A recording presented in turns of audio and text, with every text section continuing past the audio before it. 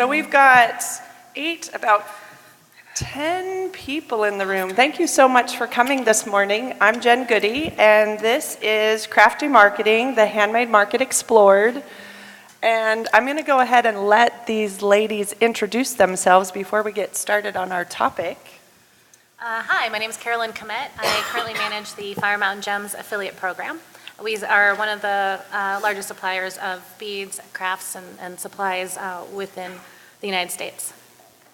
I'm Liz Fogg, and I'm the owner of My Blink Place, which sells handmade slide charm jewelry online, and we also had an affiliate program. I'm Trisha Fawver. I am an affiliate program manager for multiple affiliate programs, and I also craft and sell my crafts online. And again, I'm JGoode. I'm an illustrator and a designer and a creative lifestyle blogger. So each of us come from a different angle of the marketing space as well as affiliate relating to crafts. And one of the things we're really interested to know is how many of you are involved in the craft industry to some degree? Oh, good. So a handful. Good. Cool. We're actually kind of curious what inspired you to be here, but then we'd have to go around and ask you all, so you're off the hook today. It'd be a whole thing. And they won't let us move from this table, so we're going to go ahead and get started with some of our questions and see what everybody's got to say about marketing in the craft space. What are the best marketplaces for artisans to sell their handmade goods? Well, everybody knows about Etsy, and the great thing now is that a few months ago, Etsy made the change in their affiliate program that if you have an Etsy shop, you can promote your Etsy shop through the Etsy affiliate program. So you can both obviously earn on whatever you're selling through Etsy directly by selling it, but then also earn the commission, which is pretty sweet. It kind of makes up for those Etsy fees, if you ask me. So there's Etsy, which is probably the biggest handmade marketplace. There's also Store Envy, which has kind of the opposite model, where on Etsy you pay up front to list something. On Store Envy, you only pay if something sells. And then if you are more like Jen, like an illustrator or a designer, there are other sites that do like print on demand, like Society 6 or Cafe Press or Zazzle, like that.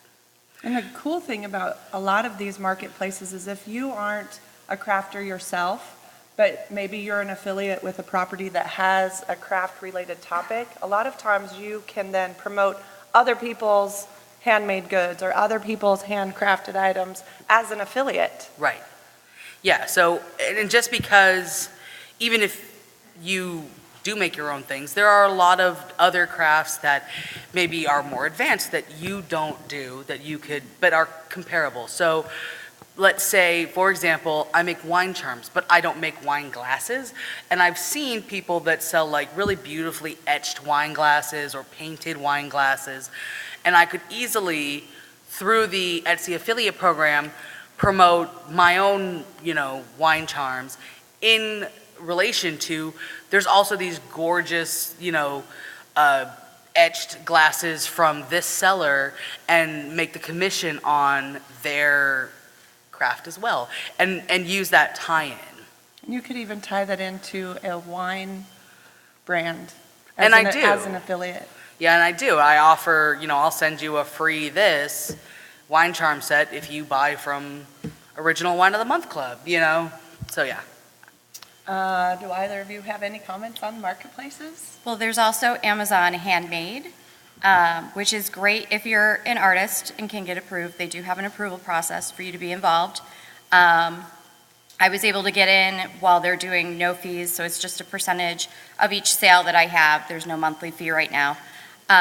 But the great thing about that is that you can also be in the Amazon affiliate program and promote your shop that way, and other people can go out and promote your items just as if it were anywhere on Amazon, and they do give you the fulfilled by Amazon option for your products as well. That's pretty awesome. Are there any benefits or disadvantages to any of those markets? Like what would you recommend? If you're actually selling your own handmade goods, I liked Store Envy better because I wasn't paying fees up front for items that were perpetually sitting around and But weren't did- selling. But then did Store Envy have the affiliate platform in place where people could promote your items through No, affiliate? that was one That's of a the challenge. drawbacks. The other drawback is that everybody knows Etsy. Yeah, And brand awareness the is brand very awareness of Etsy and the benefit of their affiliate program did edge them out. So Yeah. it's one of those things where you have to, balance the pros out, weigh the pros and cons and decide, okay, is this, whatever it is, 10 cents per listing fee worth it? For the brand recognition. And it's kind of like, being in an affiliate network. The benefit of being in an affiliate network is affiliates could find your merchant, like, without knowing who they're looking for. The benefit of being in Etsy is that somebody could find you without 'Cause it's a knowing you marketplace. specifically. Right. Store Envy was not, they have a marketplace, but it was not so much, like, Marketing. it's not as known. And so, yeah, it was definitely better to be on Etsy. And again, like I said, the affiliate program. And sometimes it's good to be on both. I've had And I quite was a on few both. situations where being in two different marketplaces, it could be competition or it could be beneficial. Yeah. Did you have a comment to that? Well, I was just wondering about, then it becomes a question of how do you manage your inventory, which is unrelated necessarily to affiliate marketing, so I withheld my question. Well, true. Well, it is important for affiliate marketing because your affiliates need to be able to. To sell, have to- product to sell. Right. Yeah. So And you I do can need to answer manage that your inventory. manually. Manually. Spreadsheets. Yeah, it has to be manual. Yeah. Your children. My dog doesn't manage my inventory unless she's eating it. Next question. Is Good it call. better to join a marketplace or establish your own e-commerce site? I think that ties into what we were just discussing in terms of marketplaces have that established audience. Right. And they're out there marketing for you on your behalf to get an audience for you, to get traffic for you. So, Now, on the other side of the coin, though, if you have a strong social following, like you already have a blog or an email list, and you have a good following that you can market your own site to, you could easily do that as well if you already have that in place. Well, and I know from the flip side, if you are just starting out in Handmade and you say you start with Etsy, there's already an audience there, so you're starting a shop with an audience. I have a good friend that started on Etsy, grew a really huge following, and then opened up Yeah. her own e-commerce on her own site with all of her own branding, but she still has the Etsy store for the people that are familiar with that, Mhm. but she segued into her own bigger space that she controls with another total different product base. Yeah. Promoting on social media. What are the best social media channels to drive traffic and awareness for handmade goods?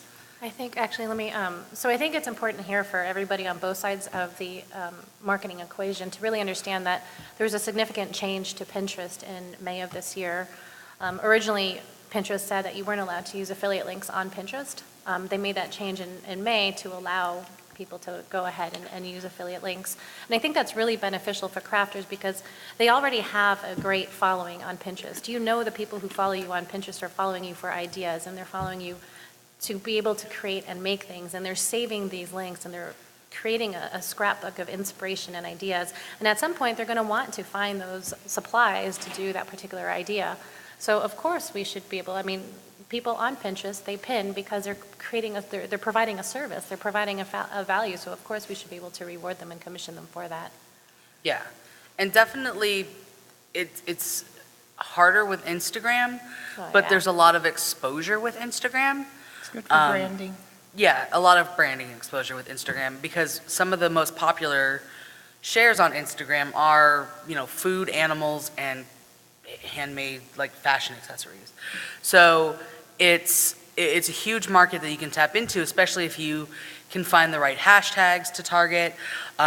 You can use all-hashtags.com to help do that, and if you hit the 7 to 11 hashtags, sweet spot, you can then really kind of target who is coming through. And I've seen a lot of times where people have done like a promotion and said, today only, my profile link that you can actually click through is this promotion, go here, use this code, save this amount of money, and it's an affiliate link that's in The there. challenge to, I think, both all of the social media platforms is if you're a retailer, you don't have that credibility. You have to get an affiliate to do it, you have to inspire a blogger to do it. If you're a retailer and you use Instagram that way, or you use 7 to 11 hashtags as a retailer, you're seen as being a retailer and being promotional, so Yeah. there's definitely a fine line there.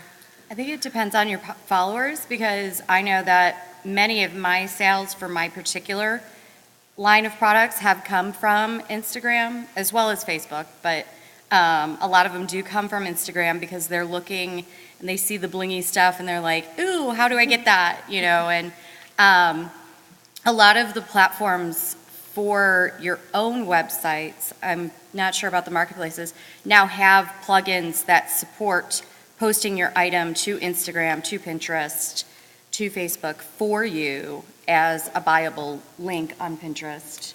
So that helps immensely.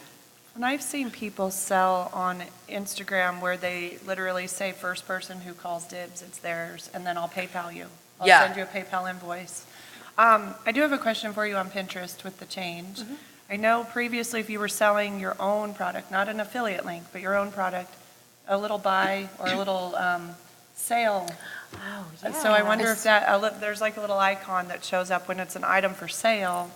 So Yeah, if you put a price tag, like a price in there, it would show up. So But I I think now there's a wonder- whole shop feature. Like if it's an affiliate link. I wonder whether or if not- that same feature works with an affiliate I link. hope it doesn't, actually, because I Right. think that if the pin does not have that buy button, it's going to get a lot more traction because it has that credibility behind it. So I hope I it agree. doesn't, yeah. Now, I personally haven't tried to sell direct affiliate links on Pinterest. One of the things I do is I set up a page on my own site. Since I have a blog, I set up a page on my own site with my own content relating to the product, just like you would for any other type of affiliate product that you might write content for, and then put the links there and direct from Pinterest, because then I can control if the link changes. I can control if the deal changes. I can control if the product's updated because the link to my site is consistent. And you own the traffic. And I think a lot of Right. people started doing that when Pinterest was first in its infancy, you could do affiliate links. Yeah. And then Then they turn it off. they turned it off because they were going to test their own things. So And then we all got really mad. yeah, and we And got so mad. then they stopped testing their own things. Yeah, they learned. So I think that's what people got in the habit of doing more was, putting together that page. And then you're right, then it's one link on Pinterest with a pretty project, pretty pictures that you took that are of the finished product.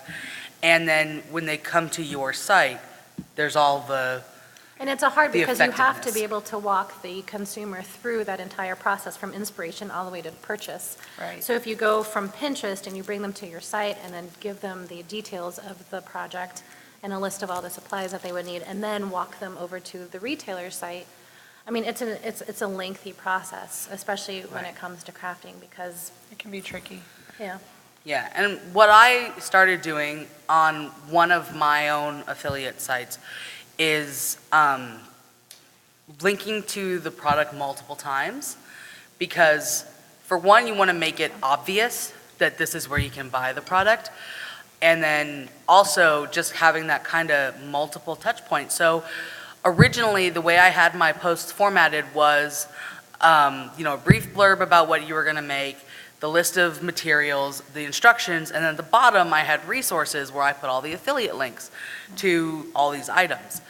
And then what I started doing was also linking the materials list at the top, because what I found was that increased my conversions, because some people would click up there, and because they wouldn't get all the way down to the resources, because they were looking just at the materials. So it just added, that extra layer of option, whether somebody didn't have to go all the way down to the bottom, especially if it was like a short description and they would have to scroll to get to the resource list. So that really helped, just kind of putting multiple touch points in on the same blog post of those affiliate links.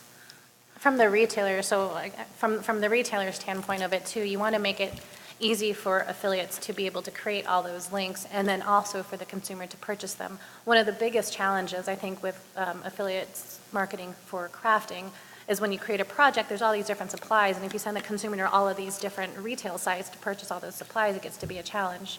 So one of the strategies we used at Fire Mountain Gems was we provided our affiliates with a way to do a supply list and then also include a button below the supply list that says add to cart. And if the consumer clicked that button, it would automatically add all the supplies into a shopping cart. The consumer could then edit out the different supplies. If they already had some of the supplies within their own inventory at home, they could edit that shopping cart, and then the checkout process was that much smoother. By creating that kind of functionality, we made it easy for the affiliates to work with us, and so they started. And that's actually, something that is important for an affiliate to know too, because that changes my perspective of how many sites I link to. And if I can link all my supplies to Michael's or all my supplies to Joann's instead of Michael's and Joann's and Unbeatable Sale and, You just all make these it others. easier. You have to make it easy for the consumer. Yeah. So so that would be something to consider when you're, putting together a project. Can I get all these materials from the same place? That actually ties into another piece of advice that I got from one of our affiliates from Char back in the day.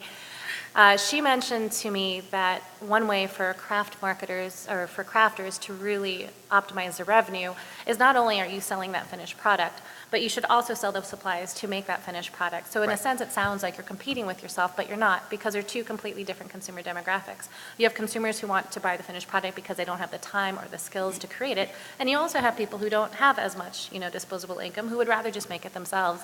So she said, there's nothing wrong. An idea is going to take off no matter what, so what I'm going to do is I'll do both, and that worked out, and that was great. Yeah, and that's brilliant, because I'm sure, like, all of us as a crafty person, have you ever seen something on Instagram and gone, I can make that? Yeah, like, they want how much? I'll just go into my bin in my garage and, like, bust it out. So, that's great. The other view on that, too, is that if somebody's going to make it themselves, they're going to make it themselves, so you should be... As the owner of the content, you should be the person that's providing that information. And I talk to a lot of people that struggle with that concept of, well, I don't want to sell, I don't want to, and what I always say is, if you were talking to your neighbor and you said, hey, look at this cool scarf that I just knitted, or look at whatever I just made, and they said, where did you get that? You wouldn't go, I can't tell you because that's my source. You would tell them, and you would say, oh, and I used a coupon, and I went on Tuesday and got 15% off, and you would tell them all that. So talk to them as though they're your neighbor, and or that your increases friend. your credibility, which in the long run leads to increased sales and repeat visits. And Now I want to go back to social for a second. Liz, you made the comment, like we spent some time talking about Pinterest and Instagram. You mentioned you make quite a few sales on Facebook. Absolutely. So tell us how that works for you. Well, for me, it works well because I have a large following on my fan page for my company. So obviously, people are looking for that particular product. I have a lot of pageant followers that are interested in bling stuff.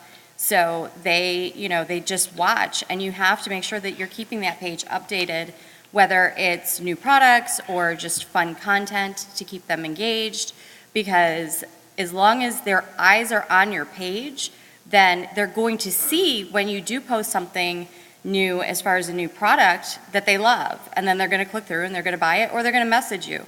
A lot of times, people weren't even going all the way to my shop. They were just messaging me and being like, how can I buy this? And so I did a lot of sales that way, even though I do have my own shopping cart that is very simple to use. It was just easier for them because they're already on Facebook. So they're like, how can I buy this? Send me a PayPal invoice. Let me know how much it's going to cost. And you're using a page, not a group, or are you using a group? No, I'm using a page. Okay. Yeah. Cool. Fantastic. I'm going to take a little break for a second to remind everybody, when you walked in the room, you got a little sheet that does some ratings on it. Before you leave, please make sure to fill that out, not for our benefit, but it enters you in a drawing where you can receive a VIP limited pass for Affiliate Summit East in New York City. There's 5 that'll be given away today. So if you fill that out before you leave, you could be entered for that drawing. So next question. What are the best, and we talked a little bit about this already, but what is your advice for best strategies for posting, like times of day, content? Oh, I have one for that I just noticed myself, and I actually tried to use for this session to drive traffic.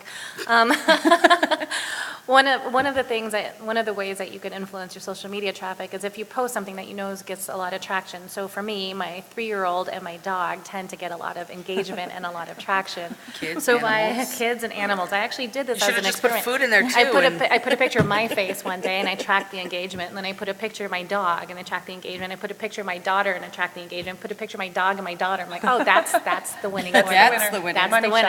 shot. So once you figure out what that is that gets your audience engaged, post that, and then once they get engaged, then hit them up with something that's promotional, like here's a picture of my kid and my dog, and then my next post is, hey, I am talking at a session at 10 a.m. on a Tuesday on the very last day of Summit. Come say hello. So if you follow that up, then you're riding the momentum of the initial engagement. So I mean, it's kind of like, if you are a Kevin Smith fan, he once said, like, the reason he puts a little bit of message in his movies is they're mostly entertainment, but as long as you got them sitting there because they're entertained, whip some message at them. Exactly. And it's the same thing. As long as you've got them entertained and engaged, then you can whip the sale at them or whip the, promotional item at them, because they'll be more receptive to it because it's more of a conversation. it's more of a relationship. Right. And people like to buy from people they like. Yes. Yes. Or people they think make pretty things. I Right. made this. You did. We had a whole conversation. It's her daughter in a my little daughter. pendant. It is. And if you ever I made my see her on, thing. Yeah. well, and the fun thing is if you ever see her on Instagram, she's always got her daughter on her. So that's Yeah. like the Exactly. tiny daughter on Even her. not here, on you. Take it on you, on her. No more comments on posting strategies, Liz? I find as far as like a certain time of day, it doesn't really work for me and my audience.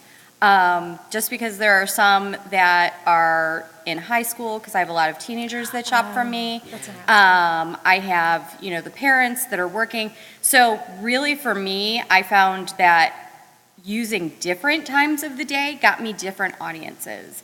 So, but I always had an audience no matter what time of day, unless I posted in the middle of the night. Oh, yeah. That didn't really work since I don't have an international audience. If I did, then, that would be great, because then they'd be getting up and seeing the post when we were all sleeping. But a lot of times I'd throw in, because I do have a large pageant audience, I'd throw in pageant results, because I do travel to the pageants. Yep. So I'd throw up pictures of, different title holders that were wearing my bracelets. And a lot of times then somebody else would see it and be like, oh my gosh, can you do my title on it? Can we figure out how to abbreviate it to make it work? That type of thing. So just, you really need to know who you're marketing to and who you're actually marketing to, not just who you think you want to market to. Does your messaging change based on the time of day? So like when you're targeting the high school students versus the beauty pageants, messaging? No, yeah, the messaging pretty much stays the same. With that Just- product, it makes sense. Right, Yeah. with my particular product, it makes sense, but depending upon what you're selling, you would want to.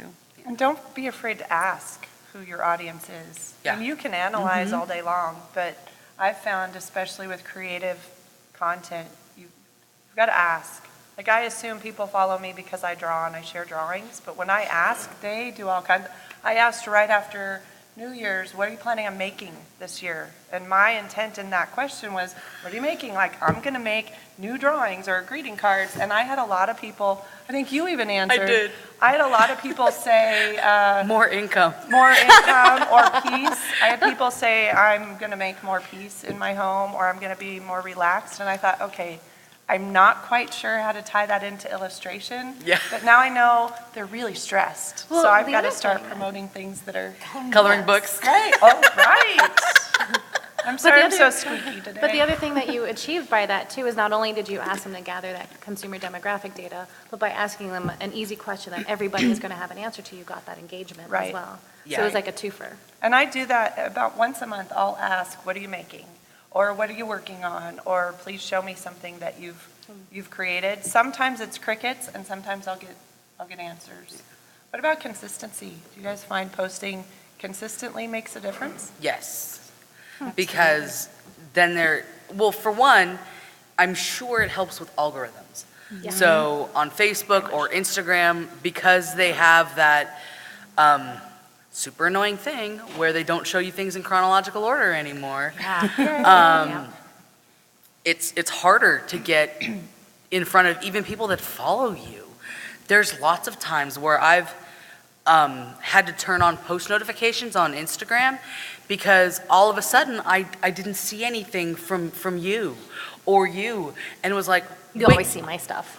Oh, I always see I was on vacation. but it was serious. It was like, I don't follow that many people. Why aren't these people showing up? And it was because some girl I follow that sells Disney stuff was posting like 10 times a day. And so I was getting, And you liked one of them. well, I probably liked all of them, to be honest, but But that's how You you know- change the algorithm, yeah. but that's how the algorithm works. So the more you post, the more it'll start showing up for people because they'll like it, and then they'll like more of it, and then they'll like more. Another thing I saw in a session, I don't know if any of you went to Michelle Held's session, and it was it was social media for boring businesses. It was really good.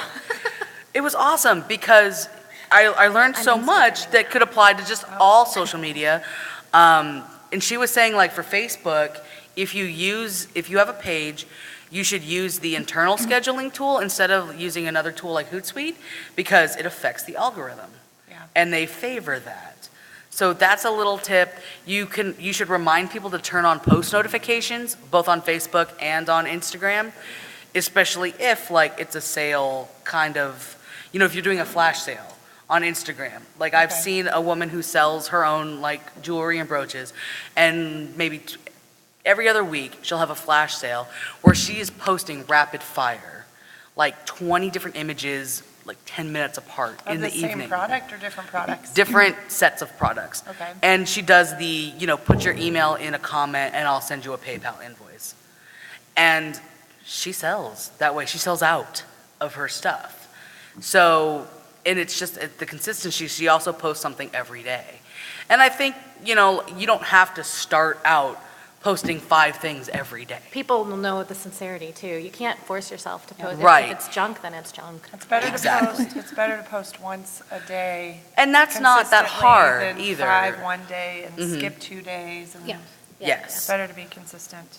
So you guys ready to segue into affiliate marketing with?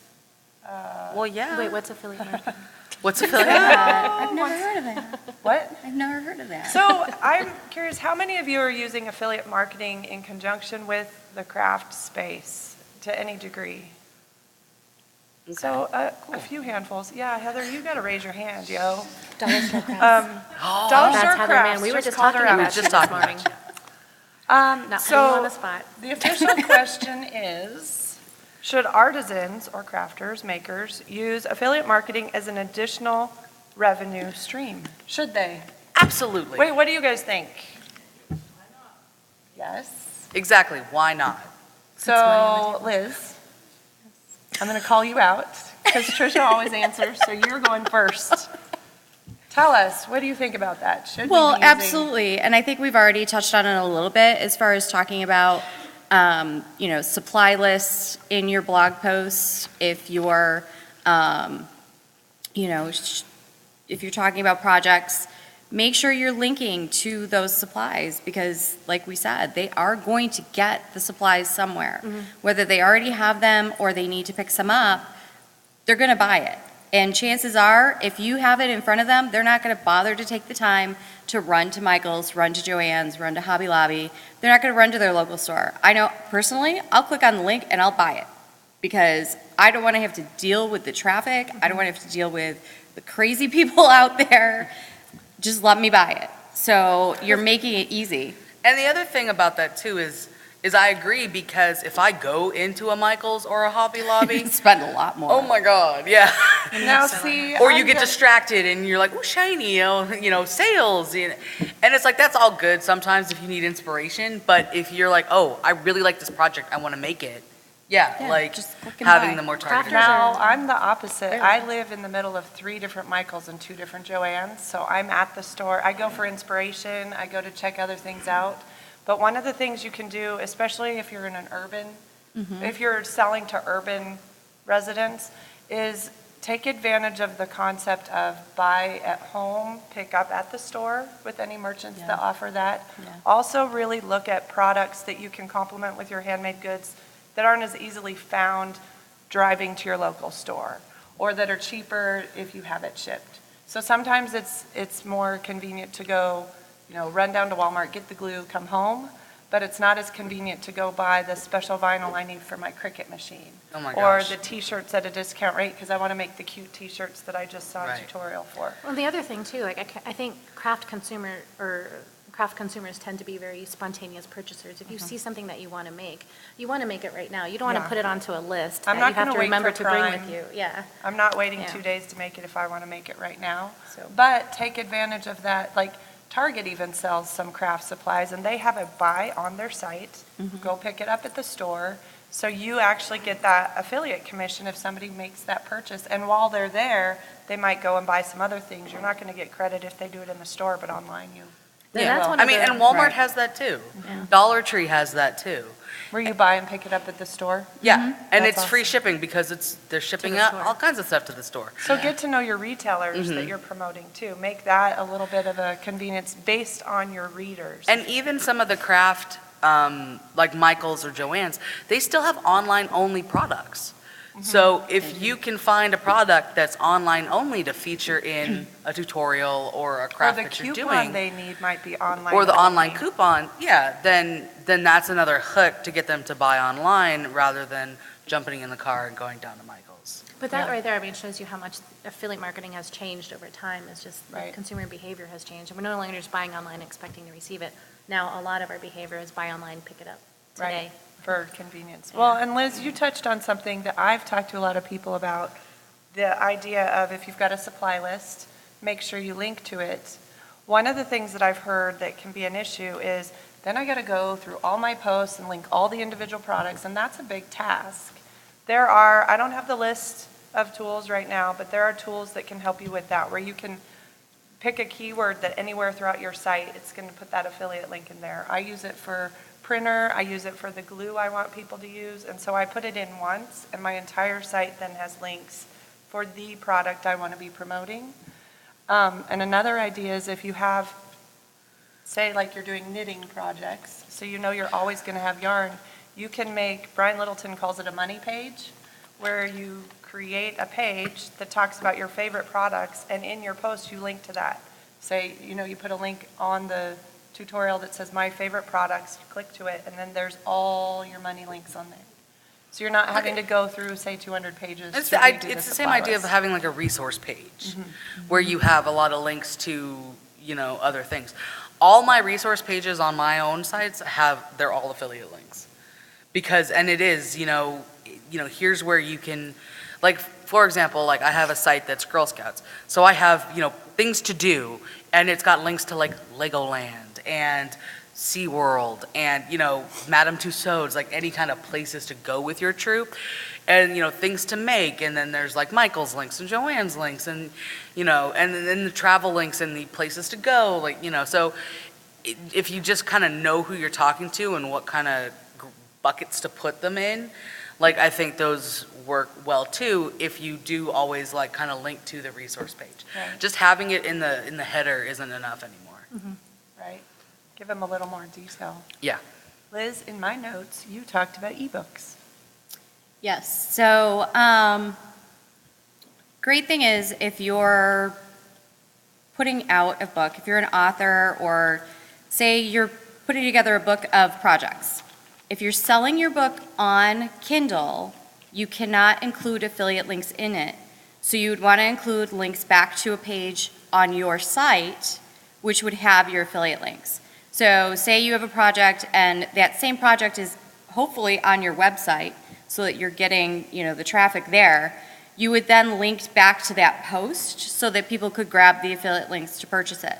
However, if you're offering it as a PDF on your own site, you can put those affiliate links directly in the ebook. So say you're using it as a free giveaway even on your site. You use it as a newsletter giveaway, whatever. Throw those affiliate links right in there because they can click on them from that PDF and go shop still. From a retailer point of view, to kind of tie on to that, we used to do that as well. We would create PDF tutorial books, for example, and we would embed affiliate links in there, and then any affiliate that wanted it, we would just swap out their affiliate ID so that ebook would automatically have Exactly. it. And the benefit to us as a retailer is that we got our content distributed. Right, and that's a great way to, like, the classic ebook example is sign up for our newsletter and get this, 10 or sign, strategies for success. yeah, or get this tutorial that's not on my website, for this fantastic, thing I made, or something like that. Now, the only thing that I would be concerned about with affiliate links in an ebook is if the affiliate link changes or the product changes. So you want to make sure don't deep link.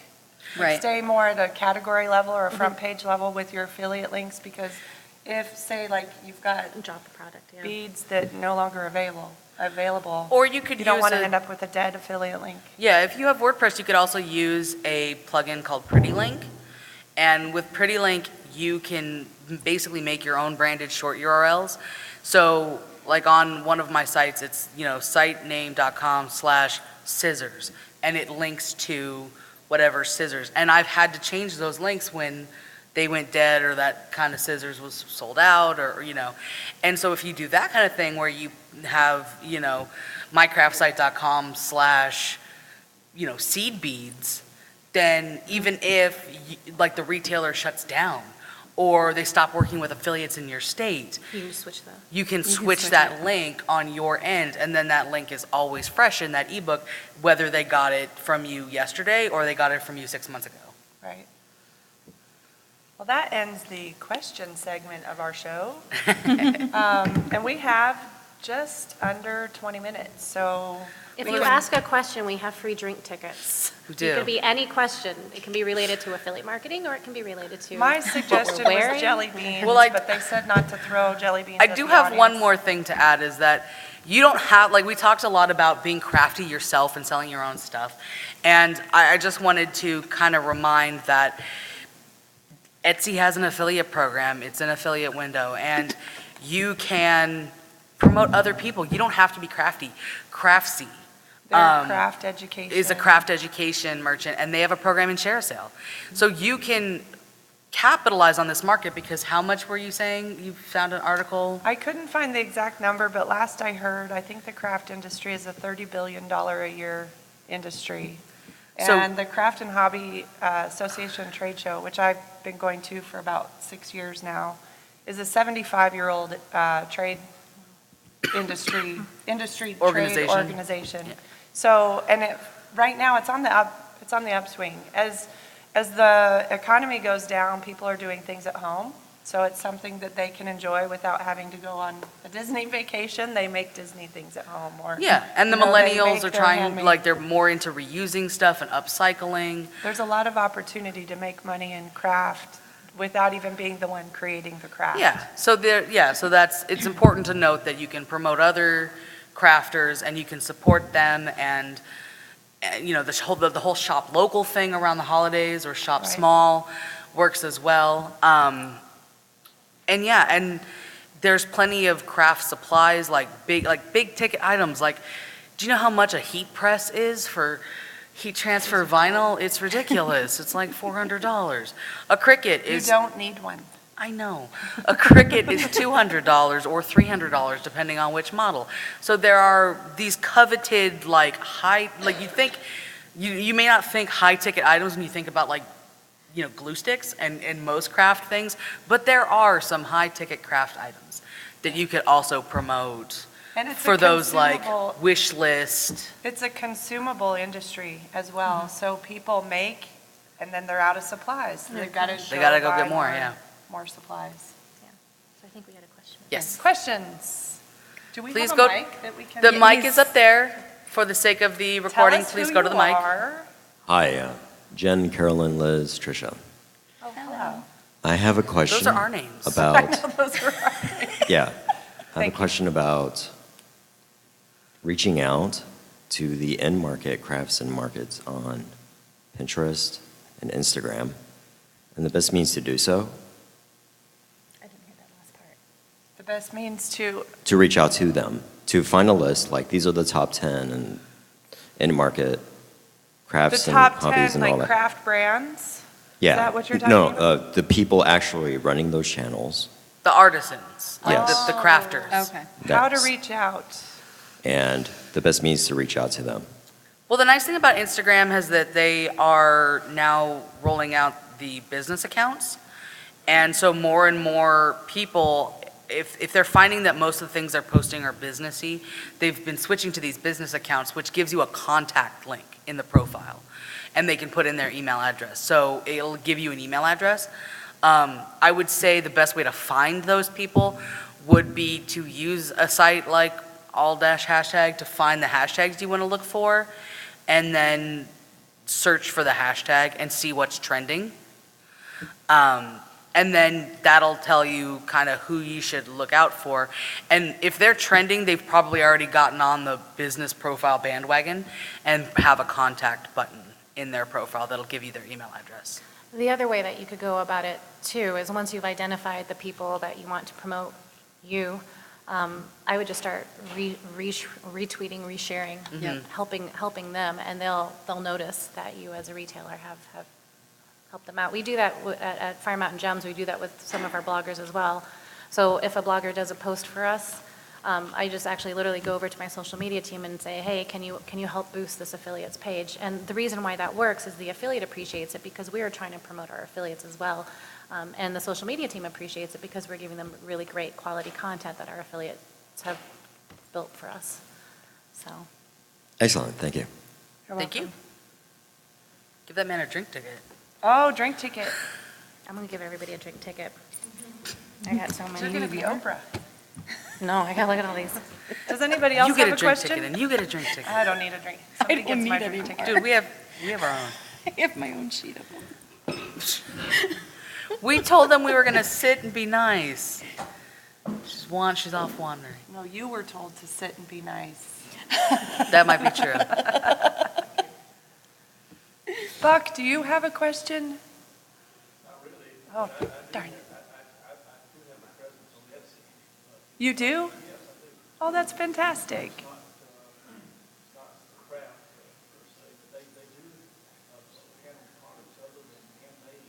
Right? Vintage China. That's fantastic. Right. So see, now anybody that likes vintage dinnerware, they can actually promote Buck's vintage dinnerware. And there's, As you're doing it yourself, because it's on Etsy. yeah. That's awesome.